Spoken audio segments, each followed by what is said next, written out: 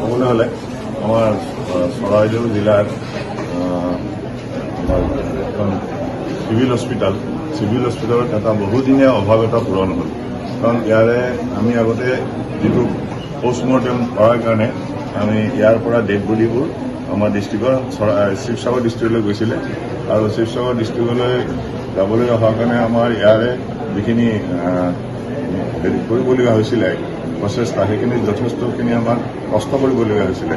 গতিকে মই জইন কৰাৰ পিছত ইয়াতে জইন ডাইৰেক্টৰ হিচাপে মই ডি চি ছাৰৰ লগত এই বিষয়টোলৈ আলোচনা কৰি ডি চি ছাৰক যথেষ্ট সহায় কৰিলে।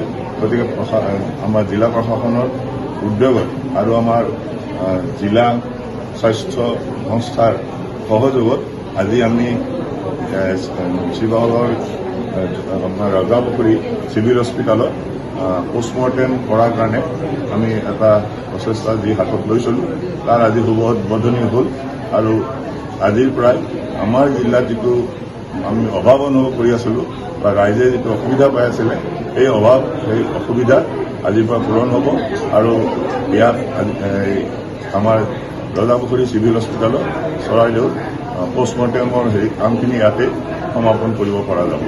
গতিকে এইটো এটা ডাঙৰ এটা আজি আমাৰ অভাৱ দূৰ হ'ল জিলাখনত আৰু সেইখিনি কৰিব পাই মোৰ যথেষ্ট সুখী হৈছোঁ আচলতে।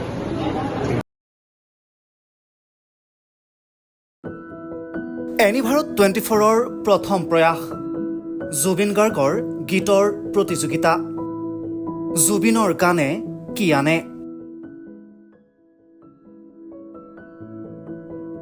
অডিশ্যনৰ বাবে যোগাযোগ কৰক 8638661821 আৰু 8812831556 নম্বৰত। এনিভাৰত 24 উদ্যোগত এটা নতুন সংগীতৰ প্ৰতিযোগিতা আয়োজন কৰা হৈছে, য'ত মোৰ গানৰ প্ৰতিযোগিতা হ'ব। আপোনালোকে তাত প্ৰতিযোগী হিচাপে আহিবলৈ পাৰিব আৰু মোৰ ফালৰ পৰা আন্তৰিক শুভকামনা জনাইছোঁ। আৰু অনুষ্ঠানটোৰ নাম হৈছে গানে কি আনে। সকলোকে মৰম জনাইছোঁ, সকলোৱে আহক, ইয়াত অংশগ্ৰহণ কৰক। Thank you very much, love you. Rob, আপুনি যে এটা অপৰাধ কৰিবলৈ গৈ আছে, আপুনি জানেনে? এই নাবালিকা গৰাকীক এতিয়াই বিয়াত বহোৱাটো যে এটা অপৰাধ, আপুনি জানেনে? অপৰাধ কেনেকৈ? মোৰ ছোৱালী, মোৰ কথা। তুমি যিয়েই নোকোৱা ভূঞা, 18 বছৰৰ তলৰ যিকোনো কন্যা সন্তানৰ বিয়া দিলেই আইনগতভাৱে এক দণ্ডনীয় অপৰাধ। বিয়া দিয়াজন যিমান দায়ী, বিয়া পতাজনো সমানে দায়ী।